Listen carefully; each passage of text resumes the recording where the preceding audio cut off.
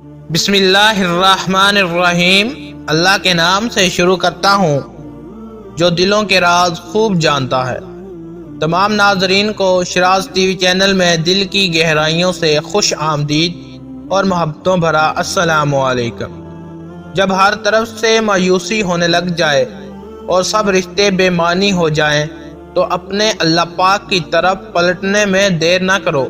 بے شک وہ تھامنے والا رحمان و رحیم ہے۔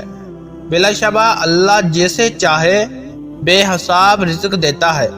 یا اللہ کریم ہم سب کی مشکلات کو آسانیوں اور بیماریوں کو تندرستی میں بدل دے، آمین یا رب العالمین۔ بغداد کا سوداگر کہتے ہیں جب قسمت کے دروازے کھل جاتے ہیں اور انسان بلندیوں تک جا پہنچتا ہے۔ آج ہم آپ کو ایک ایسا واقعہ سناتے ہیں جو ایک بغداد کے سوداگر کے ساتھ ہوا۔ پرانے وقتوں کی بات ہے، بغداد میں ایک سوداگر رہا کرتا تھا جو بہت دولت مند تھا، لیکن اپنی دولت لٹا کر وہ اتنا غریب ہو گیا تھا کہ محنت مزدوری کر کے اپنا پیٹ پالنے پر مجبور ہو گیا۔ اپنے پچھلے وقت کی عیش و عشرت والی زندگی کو یاد کر کے وہ اکثر غمزدہ ہو جایا کرتا۔ ایک رات وہ بہت اداس اور غمزدہ حالت میں سویا تو اس نے خواب دیکھا۔ ایک بزرگ اسے کہہ رہے ہیں، تمہاری قسمت کا ستارہ مصر کے شہر قاہرہ میں جگمگا رہا ہے، وہاں جاؤ اور اسے تلاش کرو۔ صبح جب وہ بیدار ہوا تو اسے خواب والے بزرگ کی بات یاد آئی۔ اس نے فوراً قاہرہ جانے کی تیاری کی اور قاہرہ کے لیے روانہ ہو گیا۔ ہفتوں کی تکلیف اور مشقت اٹھا کر وہ اس شہر میں پہنچ گیا۔ رات ہو چکی تھی اور اس کے پاس کسی سرائے میں قیام کے لیے کوئی رقم موجود نہ تھی، لہٰذا وہ ایک مسجد میں گیا اور اس کے صحن میں ایک کونے میں جا کر سو گیا۔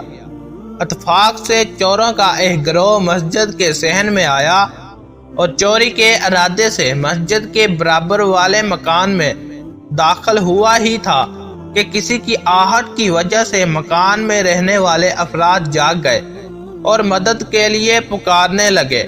چوروں نے جب چیخیں پکار سنی تو گھبرا کر بھاگ کھڑے ہوئے۔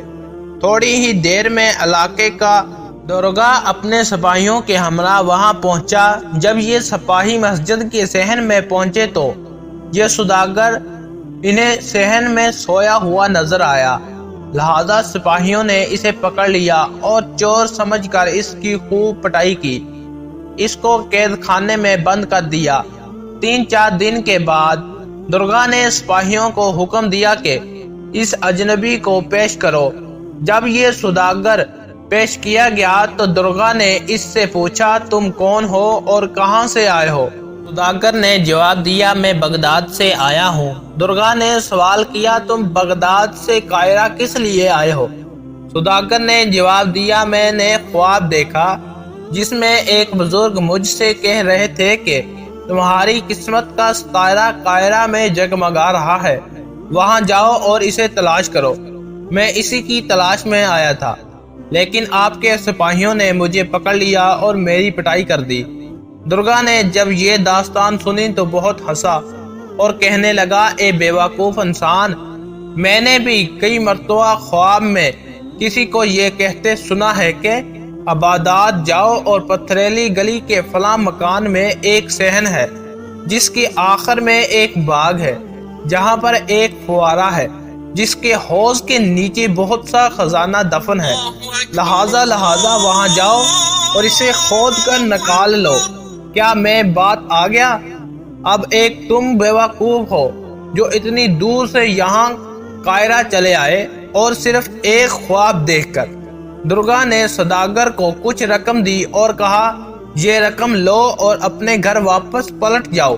قاہرہ کے داروغہ نے سوداگر کو جس مکان کے بارے میں بتایا تھا وہ دراصل اسی سوداگر کا اپنا مکان تھا۔ داروغہ کی ساری باتیں سن کر سوداگر سارے معاملے کی تہہ تک پہنچ چکا تھا۔ وہ فوراً واپس بغداد اپنے گھر پہنچا۔ اس نے باغ میں فوارے کے نیچے کھودنا شروع کر دیا۔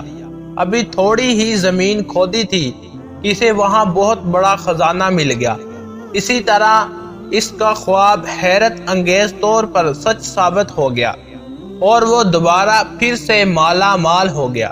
کہتے ہیں جو کچھ ہمارے نصیب میں لکھا ہے وہ ہمارا انتظار کرتا ہے اور ہمیں ضرور مل کر رہتا ہے۔ دیر سویر ضرور ہوتی ہے لیکن جو ہمارے نصیب میں ہے وہ مل کر رہتا ہے۔ میں امید کرتا ہوں کہ ویڈیو آپ دوستوں کو پسند آئی ہوگی۔